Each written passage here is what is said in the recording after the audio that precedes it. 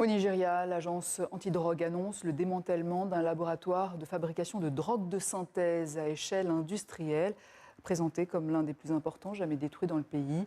Parmi les suspects, des ressortissants mexicains soupçonnés d'avoir exporté leur savoir-faire dans la fabrication de ces substances vers l'Afrique de l'Ouest. Depuis Lagos, la correspondance TV5 Monde de Harmonie Pondignaga. 2,4 tonnes de méthamphétamine estimées à près de 480 milliards de naira, soit près de 300 millions d'euros.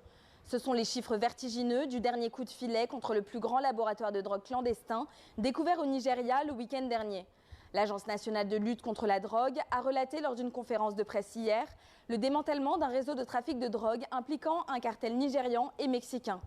Ils opéraient dans une exploitation agricole nichée dans une zone reculée de la forêt de l'État d'Ogun, à une centaine de kilomètres au nord de Lagos, où ils produisaient des drogues de synthèse à une échelle industrielle.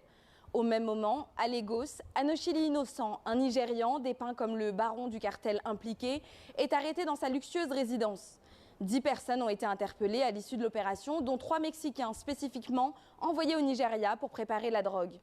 Les cartels de drogue sud-américains, de plus en plus fréquemment, s'implantent dans les zones rurales du pays selon une tendance observée par l'agence antidrogue. Le Nigeria, autrefois simple lieu de transit, devient également un pays de consommateurs, mais surtout un producteur et distributeur clé pour le trafic de drogue international.